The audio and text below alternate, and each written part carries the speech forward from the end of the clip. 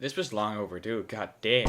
I think I've made it very clear that I love the underground, non-mainstream sound of music. I really do. It's filled to the brim with incredibly talented artists that don't get nearly enough recognition as they should, because they're being swept away by a tidal wave of popularity that's coming from the more mainstream artists. And I feel like no other big label has implemented that way of making underground artists shine more than the maddest music reaction never disciple. But small labels work just as well too. Follow Have Heart and these artists. It should also be unsurprising to think that I love Disciple a ton.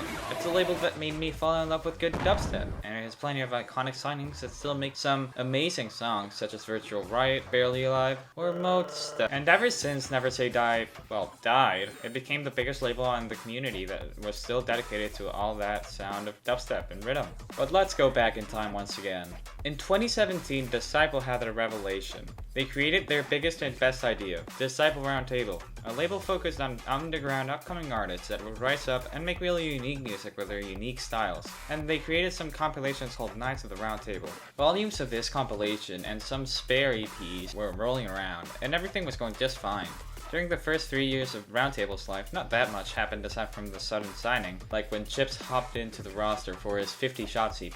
But then, somebody decided to completely change this sublabel when they had the idea to implement a new concept, reviving the old Reinforcements compilations Disciple was running in its old years, and trying them again on Roundtable. It changed everything. But the thing is, I feel like personally, these comps don't get enough love as they should, because literally, some artists that we know and love today would probably have had a harder time blowing up if it wasn't for these compilations. And I want you to see my point of view and my thoughts and reactions from every single comp so far. So let's just get right into it. First off, bam, 14-year-old Stanley. I was an idiot kid who wanted just attention and heavy music. And whoo boy did I get it. After AU5 and Prismatic CP Invasion, I was over the moon.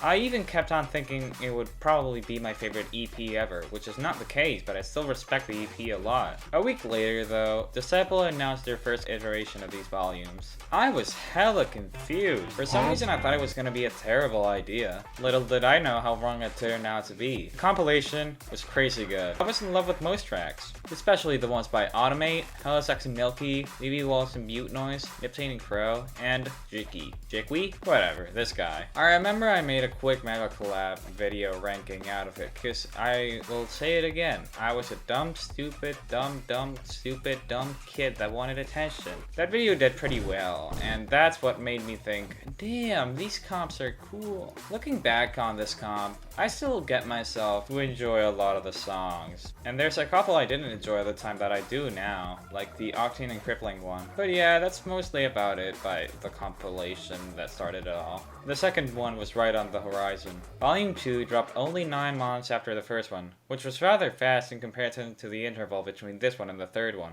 There were a couple of differences though. First off, it was obvious that the artists were even smaller this time around. Many people had never heard of some of these artists, except for a couple or two, and even those artists were still fairly inconspicuous. However, in contrast to that, the compilation was longer, with 16 songs instead of 12. As a bare 15-year-old, I was really happy. I had heard of some names before thanks to recommendations from my friends such as Dyadic, Dr. Ushu, or DK. However, once again, I was concerned about the fact that if this comp was truly even more underground, that it wouldn't appeal to me. Once again was I proven wrong. This comp was even better!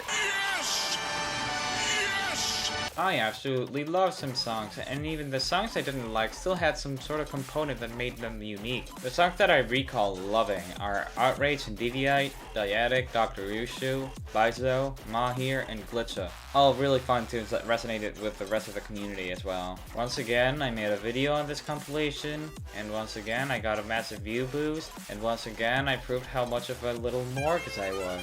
To this day, I still really love a lot of the songs in this compilation too. And once again, the artist really grew after this. Dr. Ushu even released some songs on Monstercat recently. But that's enough of talking about the comps you guys know my opinions about. It's time to talk about the latest one, Volume 3. I'll say it, this is my favorite one. This is my favorite compilation. But not just because of the music. It's because it houses artists that I already knew before the compilation was even announced. And seeing them make it was such a satisfying thing to see. For example, my friend Nair made it into this compilation. Right, Nair? Fuck you, Stanley. Oh wow. Oh. Many artists dropped their first fully fledged songs on Disciple here, such as Mob, Marsix, Antima Makuta, or Growls. Some even divvied it with like very little songs and made one of my favorite songs of the year, That Melody and Giving to Simon Said. Others really redeemed themselves from other preconceptions of mine, such as Dr. Naaman. And there was even some genre variation too, like the songs by Amazon and Killing Void. My first impression was, for some reason, that it was the weakest one by far. But then, I really noticed how much effort this one really must have taken to put out.